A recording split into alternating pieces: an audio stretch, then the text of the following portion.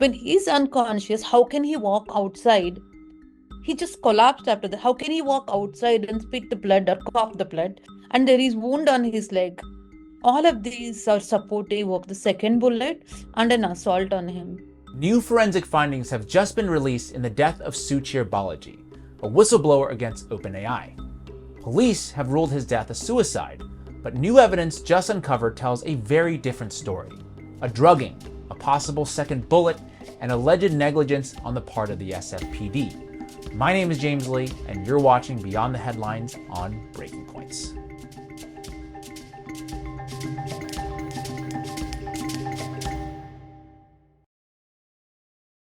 On November 26, 2024, Suchir Balaji, a 26-year-old former researcher at OpenAI, was found deceased in his San Francisco apartment.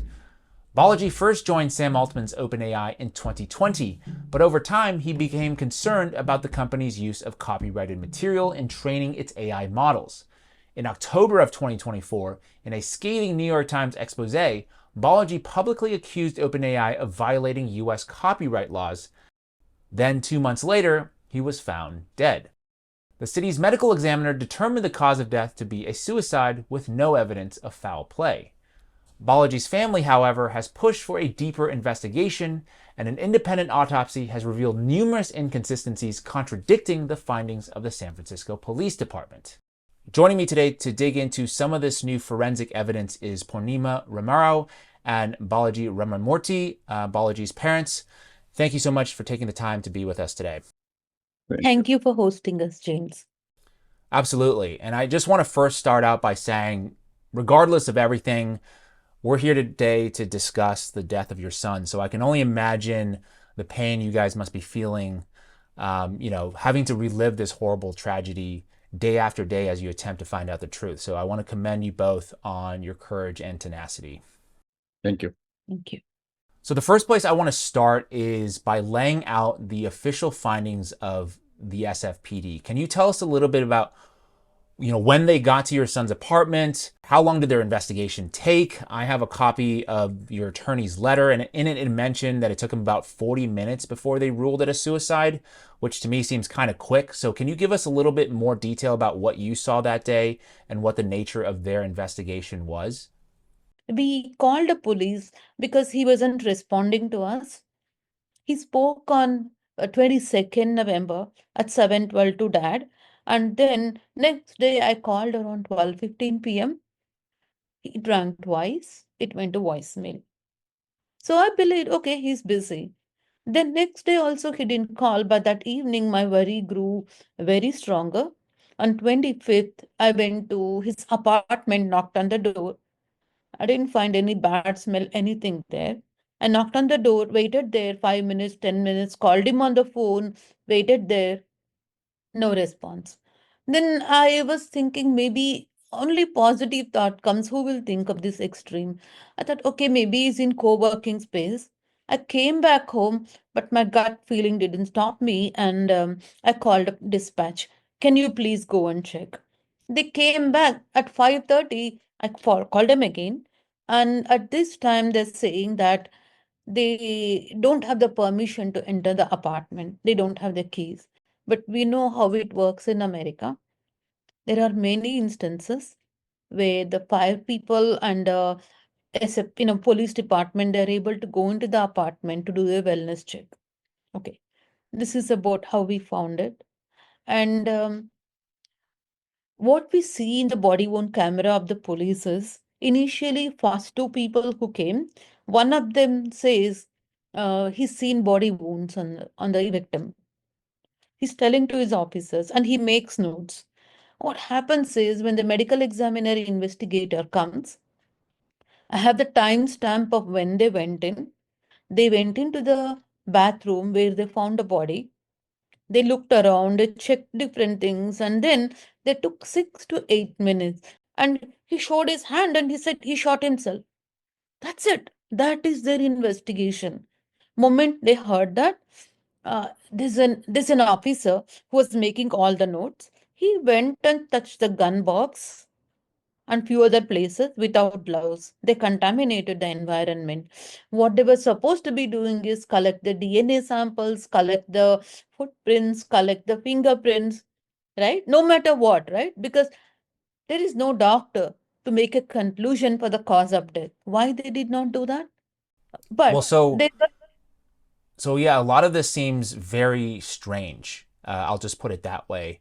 And I want to jump to some of the findings that you guys have pursued from an independent autopsy, which included a toxicology report that showed that Suchir's, first of all, his blood alcohol level was very high, 0.178, and also extremely high levels of GHB in the system. And for those who aren't familiar, GHB is the date rape drug commonly used to incapacitate victims. So I want to ask you, how are these pieces of information being interpreted by the experts who conducted the report? what we did was we got a toxicology report. Since the blood alcohol level was about 0.178, we didn't understand the GHB. We did the reading up on Google and all. We didn't understand how to interpret it. So we contacted the chief toxicologist from another state and we sent this report. When we first spoke, he said about GHB, he needs more detailed case report.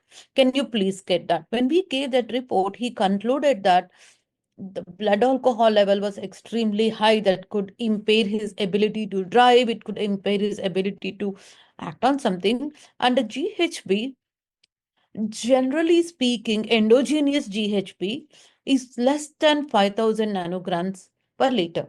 Here it was 54,000 nanograms per liter. He opined that this could be an externally ingested, not just endogenous GHB. Right. It, And did he comment on whether or not this would impair his ability, let's say, to take his own life? Like, would he be able to handle firearms? Was there any yeah, kind of discussion there? that's what they said. The impact of two of them can be a sedative. Right. I want to ask you about the not only the angle of the gun, which some people are saying that it's kind of difficult to shoot at yourself from a downward angle, but also the CT scan that you provided, which showed that there was possibly a second bullet. There was another metallic fragment that was lodged in his skull, which is once again would point to something that would be uncommon in a suicide situation. Can you tell us a little bit more about that? Yeah, actually, it is true because we don't have answers for few blood spatters as well. The blood spitting or coughing up outside the area where the victim was found cannot be answered without a wound in his mouth. And what we have seen in the autopsy pictures is there's a hole in the tongue. There are, like burn marks, and there are some burns around the edge of the tongue, and then there are wounds inside the mouth. There is inside the throat, there's a wound. This one seemed to have been shot in the mouth. We believe this is the first one because the second shot was fatal. So we believe like they first shot him, he didn't die from it. He might have been unconscious after that. And then the second shot is, so if we think the other way around, if we just think there was one shot, we can't substantiate that because once that touches the brain stem, he'll be unconscious. If not instantaneous death. When he's unconscious, how can he walk outside? He just collapsed after that. How can he walk outside and spit the blood or cough the blood? And how can there be blood spot on the sink? And there are some blood spatters, that L-shaped blood spatter that shows he's moving. And there is wound on his leg. All of these are supportive of the second bullet and an assault on him. Yeah, I want to give our audience a little bit of a visual of what you're describing here, what the apartment looked like. So I'm going to play a little bit of a video here in a second and would love to get your commentary as we roll that video. Okay, so this is Yeah. the apartment and it looks pretty messy. It's all messed up, right? Like it doesn't look like how he used to keep his apartment. His bedroom is ransacked and few drawers are open. Even in the bathroom, the drawers are open. He was a very careful, meticulous guy. He wouldn't leave his place like that. Food is spilled out, and he was a very, very meticulous guy. He would never throw food like this. What happened that food got spilled? Yeah, that's the part too that's kind of interesting is that the food is spilled, and then here's the bedroom that you were talking about, and we're gonna blur some of the images here. And yeah, this is the blood spatter I'm talking about. Around the red color or the orange color bag, there are blood spatters that's apart from the main spatter of blood, the main pool of blood.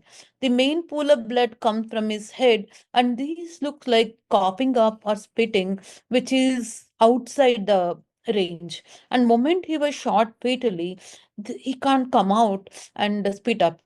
What happened? Is it another bullet, or was he punched in his face and he bled there? And we also see that the sink had, yeah, this is the spatter that's in the L shape that I was talking about. And the top of the sink and the edge of the drawer and the handle for the drawer is all covered with blood, as well as most suspicious is the blood on the door. So he was shot and he fell down. Where did that come from, other than the second wound in the mouth?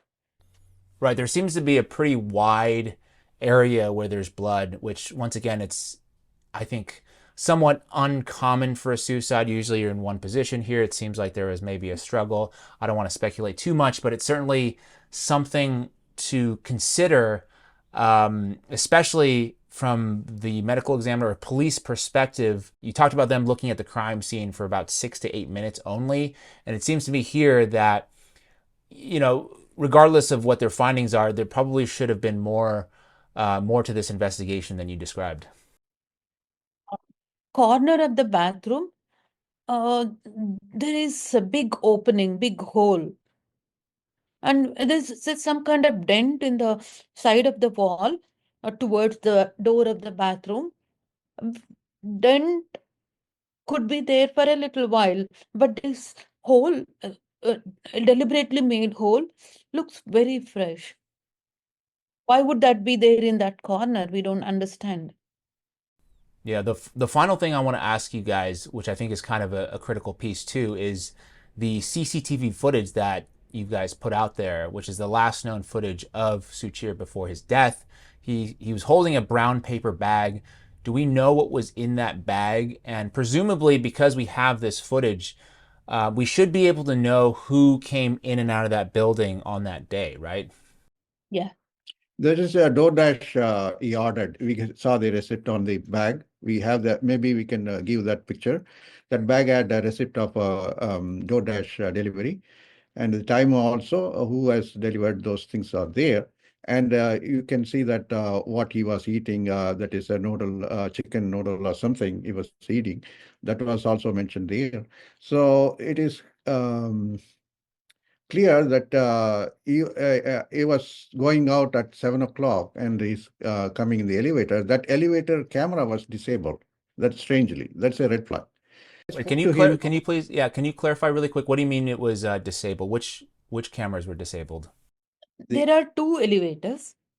One elevator's camera was working. There was another elevator, its camera was literally removed. Wires are hanging in the elevator. And each time Suchir went in, he came at 1:33, and this one, he got into the same elevator. And this elevator was disconnected on 14th November, a week before his death. And another observation, very strange, is after Sushir comes in at 1:33 p.m., 1:45 p.m., a security guard in the building, he goes inside and he takes a video of a room that's across the maybe storage room or the maintenance room across the elevator. And he records all of the entire path to elevator and he sends it over to someone. What we also noticed is when the police came, this elevator, which doesn't have the camera, never came. 5, 6 to 8 times we've observed. Each time it's the other elevator that comes. So they haven't noted this. And other points we have is when we wanted the key fob from the apartment complex, they haven't given us the full list. They just gave some. They haven't given us anything from the maintenance. Why would that be? People, when they go in, their number also should be there, right? When they swipe, how can they enter the building? And another red flag is Corey Valetti, who is the manager of the property. He tells police on 26 that Sushil went to New York to attend an interview. Where did he get this from? He came up with a big backpack that's more like a camping backpack. Why did he make up this? And later, he tells me he was depressed because he was unemployed. Suchir had job offer for 850 to 2 million.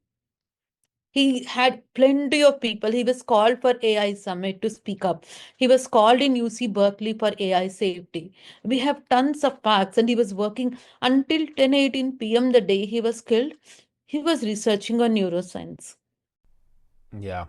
I mean, I think all of these things add up to a ton of inconsistencies. We could use the words disturbing, maybe strange.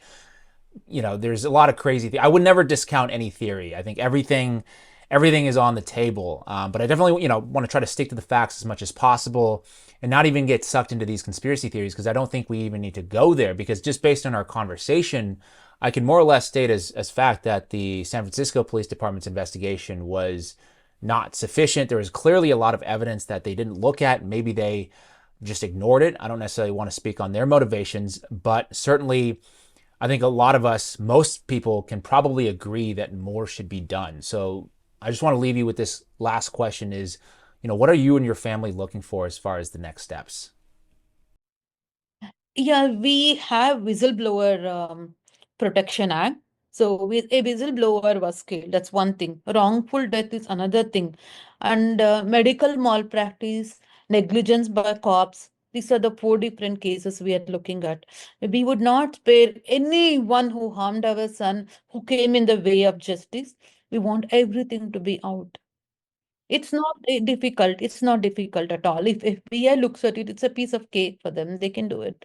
Last thing I want to ask you is, I know you've been on some big shows like Tucker Carlson, PBD Yes. podcasts, but I'm wondering, has the New York Times reached out to you? Because I would think they would, since they're the ones who first published Suchir's story back in October. Yeah, we tried to get a coverage and they haven't bothered. In fact, Suchir was going to be a custodian witness for them. They reached Suchir and they asked, could he give a witness, be a witness? He agreed. Why? They're not writing about him. Associated Press wrote, that's a puzzle for us. We haven't been able to solve. Right. And the way I think about that is that's kind of the weakness of the media structure here that we have in the United States and really around the world, is this kind of partisan type coverage, in that this story, if I were to view it, obviously it's a big tragedy from the personal perspective, but on a wider scale, if we were to zoom out, this is a negative piece against OpenAI, which would then necessarily become a positive piece for OpenAI's competitor, say Elon Musk, and now you view it through that lens to say, okay, the New York Times does not want to be running a story that would somehow benefit Elon Musk, because right now they're on this anti-Musk Indeed. train, and so this coverage now is neglected, unfortunately. Even though, like we just talked about today, there's a lot of evidence, at least they should be looking at, putting out into the public, letting their readers know, right, that there are all these developments that have happened since they ran their article back in October, which, I would consider now, what they're doing Yes. to be kind of journalistic malpractice. But that's just my opinion. Purnima, I want to thank you again today for your time. I know this is a really difficult conversation for you, difficult for you as well, Balaji, being the parents of Suchir. So I hope you can find peace and justice for your son soon. Thank you. Thank you. Thanks for hosting us. That is it for me this week. If you'd like to see more stories that the mainstream media won't cover, you can head on over to my YouTube channel, 5149 with James Lee. The link will be in the description below. As always, love to thank you for your time and keep on tuning into Breaking Points.